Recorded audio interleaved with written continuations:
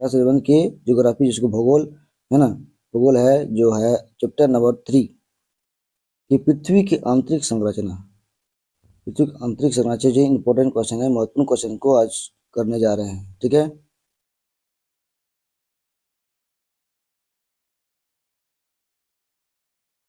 पहला क्वेश्चन है, पृथ्वी की आंतरिक संरचना को समझने के लिए प्रत्येक स्रोत है। कौन सा है? खनन से प्राप्त परिणाम, ज्वालामुखी से निकली वस्तुएं, ए और बी, इनमें से कोई नहीं।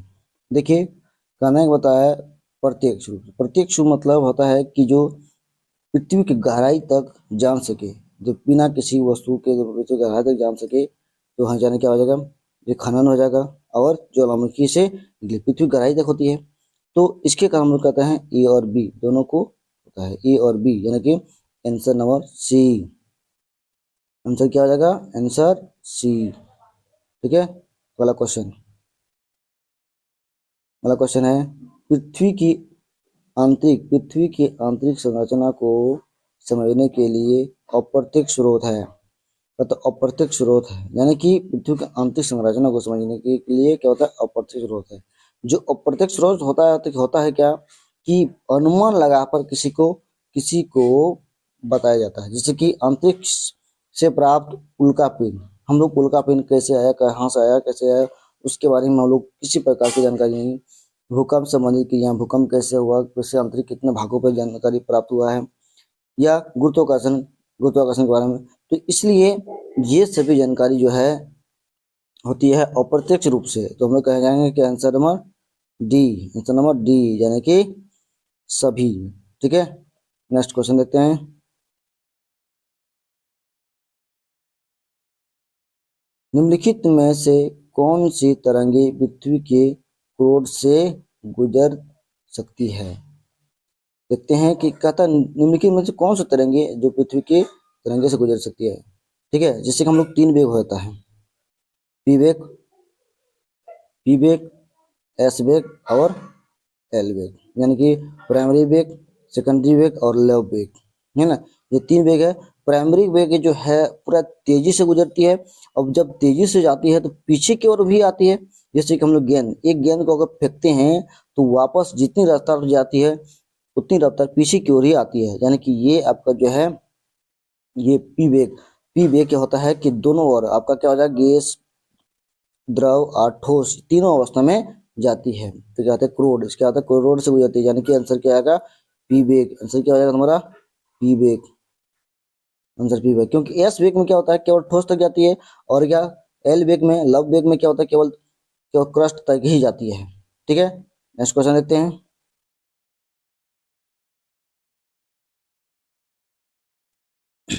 निम्नलिखित में से कौन सा भूभागीय की जानकारी का प्रत्यक्ष साधन है? कहने का मतलब भूभागीय मतलब कि गहराई तक जाने की।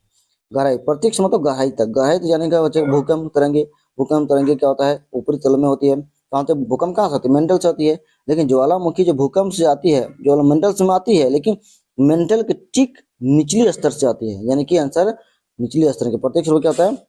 प्रत्यक्ष क्या होता है? ये आपका answer number B. Next question देखते हैं। निम्नलिखित निम्नलिखित में से कौन सा स्थल मंडल की वर्णित करता है? कहता कौन सा स्थल जो है स्थल मंडल में वर्णित करता है? तो हम लोग जानते हैं स्थल मंडल क्या होता है।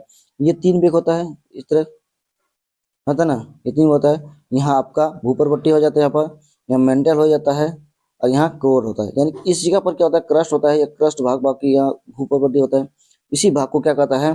स्थल मंडल कहता है। यानी कि स्थल मंडल क्या हो जाएगा? ए। आंसर में क्या होगा? क्रस्ट को ही भूपर्वतीय कहता है, यानी कि ऑप्शन नंबर ए। आंसर क्या हो जाएगा? ए। ठीक है, अगला क्वेश्चन। पृथ्वी के क्रोड पर कौन से 2 पदार्थ पाए जाते हैं? पृथ्वी के क्रोड पर कौन से 2 पदार्थ पाए जाते हैं? यानी कि कहाँ पर? आपका देखिए, ये आपका वेग है, ये आपका क्रस्ट होता है, ये मेंटल हो गया, ये कोर हो जाता है। तो कोर क्या क्या होता है? नीफे। क्या होता है? नीफे होता है, यानी निकेल और लोहा। निकेल और लोहा। क्या होता है? निकेल और लोहा।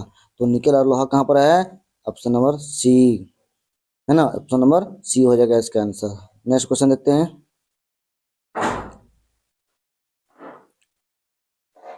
निम्नलिखित में से प्रत्येक के किस भाग में घनत्व सर्वाधिक होता है ना, कहते हैं निम्नलिखित में से पृथ्वी के किस भाग में घनत्व सबसे अधिक होती है? तो किसमें होती है? हम लोग ये आपका देखते हैं, ये यहाँ पे है ना। तो इसमें कितना 2 कुछ होता है, इसमें कितना होता है? सबसे अधिक क्या होता है? इसी का होता है 4.4, यानी कि इसी का सबसे अधिक होता है कहाँ पर? यहाँ पर कोर में। कोर में होता है सबसे अधिक। तो आंतरिक कोर को कहता है क्रोड, आंतरिक आंतरिक क्रोड क्या होता है? काम आंतरिक क्रोड। ऑप्शन नंबर सी सही है। नेक्स्ट क्वेश्चन देखते हैं। पृथ्वी की त्रिज्या कितनी है? पृथ्वी की त्रिज्या कितनी है? जैसे कि ये आपका है, तो इसका ये आपका है ना, ये पूरा व्यास हो गया, तो इसका अर्ध व्यास कितना होता है? इतना होता है इसका अर्ध व्यास, और इसका त्रिज्या, इसी को त्रिज्या कहते हैं। इसका कितना है? 6370, 6370 होता है, 70 किलो, 6370 किलोमीटर, यानी कि option number C, option number C सही है। नेक्स्ट क्वेश्चन देखते हैं। मानव द्वारा अब तक भूभाग में अधिकतम अधिकतम परिवर्धन कितना किया गया है? कहता है मानव ने खुदाई, है ना, मानव ने खुदाई सबसे अधिकतम खुदाई कितना दूर तक किया गया था? तो हम लोग जानते हैं कि जो हम लोग जानते हैं कि पृथ्वी को खुदाई करने में कहाँ खुदाई की? सबसे पहले खुदाई किया आर्कटिक महासागर में। आर्कटिक महासागर के कहाँ पर? कोला कोला ओला कोला क्षेत्र में, है ना, कोला क्षेत्र में। और आर्कटिक महासागर के कोला क्षेत्र में कितना? 12 किलोमीटर तक ही खोज किया गया था। 12 किलोमीटर तक ही क्या क्या खोदा किया गया था? किसने कहा था? चैम्बरलिन ने। ठीक है, तो कहाँ कितना कितना 12 किलोमीटर तक। ठीक है, और आंसर नंबर बी क्या हो जाएगा? Answer number B. अगला क्वेश्चन देखते हैं। मानव द्वारा अब तक भूगर्भ में अधिकतम परिवर्तन कहाँ किया गया? यानी कि सबसे पहले खुदाई, है ना, कहाँ किया गया था? और कहाँ किया गया था? हमने सबसे पहले खुदाई कहाँ किया था? कहाँ किया गया था? हम लोग जानते हैं कि सबसे खुदाई कहाँ किया गया था। तो यहाँ पर जो है 12 किलोमीटर खुदाई सबसे पहले कहाँ किया था? आर्कटिक महासागर के कोला में। आर्कटिक महासागर के कोला में, यानी कि आंसर बी। नेक्स्ट क्वेश्चन देखते हैं। भूकंप के भूकंप के अपकेंद्र के संदर्भ में कौन सा कथन सत्य है? कहता है भूकंप के संदर्भ में कौन सा कथन सत्य है? कि भूभाग का वो स्थान जहाँ से ऊर्जा निकलती है, यहाँ यहाँ से ऊर्जा अलग अलग स्थानों पर जाती है, ए और बी, यानी कि हाँ, ठीक है, आंसर हो जाएगा बी, ए और बी। क्या होती है? क्या भूभाग का स्थान जगह ऊर्जा निकलती है, और वहीं से क्या होता है? अलग अलग भागों में क्या होता है? तहस नहस होती है। ठीक है, इसका नंबर क्या हो जाएगा? ऑप्शन नंबर सी सही है। नेक्स्ट क्वेश्चन देखते हैं। भूकंप भूकंपीय छाया क्षेत्र से क्षेत्र कहाँ जहाँ है? भूकंप छाया क्षेत्र कहाँ होता है? जहाँ पर क्या होता है? जहाँ कोई भी भूकंप तरंग अधिक अभिलेख नहीं होता है। जैसे कि हम लोग बोलेंगे कि भूकंप जहाँ अधिक, यहाँ छाया क्षेत्र वाले क्षेत्र, जहाँ जहाँ कोई भूकंपीय तरंगे अभिलेख नहीं होती है, हम लोग यहाँ उसको देखेंगे, देख नहीं सकते हैं, जान सकते हैं। आंसर नंबर क्या हो जाएगा? B, answer number B, option B हो जाएगा आंसर। नेक्स्ट क्वेश्चन देखते हैं। भूकंप की तीव्रता को मापने के लिए किस स्केल का प्रयोग किया जाता है? किस स्केल का प्रयोग किया जाता है? हम लोग जानते हैं क्या? हम लोग जानते हैं क्या ये स्केल होता है ना, स्केल होता है। उस स्केल का नाम क्या है? उस स्केल का नाम रिएक्टर एक्स का है। रिक्टर एक्सल क्या होता है? इसका आंसर हो जाएगा रिक्टर एक्सल, ऑप्शन बी का आंसर रिक्टर एक्सल। ठीक है, नेक्स्ट क्वेश्चन।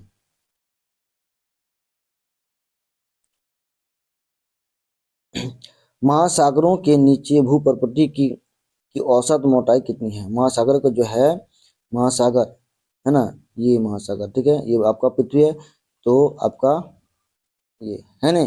तो कहता है महासागर की भूप्रपट्टी की औसत ऊंचाई, हम लोग जानते हैं कि औसत ऊंचाई यहाँ से ये आपका ये होता है।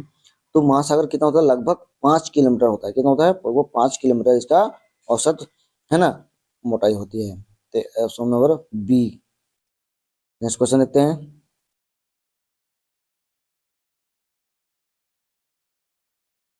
पृथ्वी के आंतरिक भाग मेंटल का ऊपरी भाग को क्या कहते हैं? ऊपरी भाग को खाली जगह कहलाते हैं।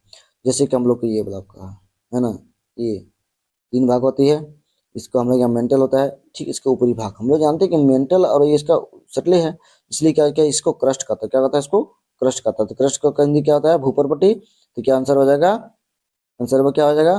भूपरपट्टी। इसको भूपरपट्टी को हम लोग कहते हैं दुर्बल मंडल। क्या होता है? दुर्बल दुर्बल मंडल। दुर्बल मंडल यानी कि एस्ट्रो क्या होता है?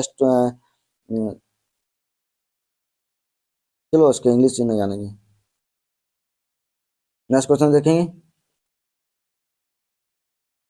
पृथ्वी का करोड़ बना है। पृथ्वी का करोड़ बना है, खाली जगह है ना। पृथ्वी किससे बनाता है? पृथ्वी करोड़ क्या होता है? हल्की पदार्थों से, भारी पदार्थों से, निकल निकल और लोहा से, है ना। क्या होता है? बी और सी, यानी कि किससे बना हुआ है?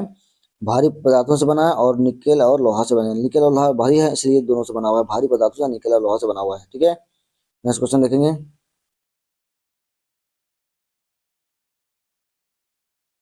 भारत का भारत का ढक्कन ट्रफ किस तरह के ज्वालामुखी का उदाहरण है? किस तरह के ज्वालामुखी होता है? बेसाल्ट प्रवाह क्षेत्र। किसके तरफ होता है? बेसाल्ट प्रवाह क्षेत्र हो जाएगा। ठीक है, इसका नेक्स्ट क्वेश्चन देखते हैं। वह यंत्र जिसके माध्यम से भूकंप की भूकंप की गति तथा तरंगे मापी जा सकती है, कहलाती क्या कहलाता है उसको? जो हम लोग कहते हैं भूकंप को तरंग और उसके क्या घटना है, किस प्रकार गति होती है, इसका हम लोग कैसे मापे जाते हैं? किस कहते हैं? सिस्मोग्राफी। किसको द्वारा होते हैं हम लोग? सिस्मोग्राफी द्वारा हम लोग मापी जाती है। Answer number B. Next question देखते हैं।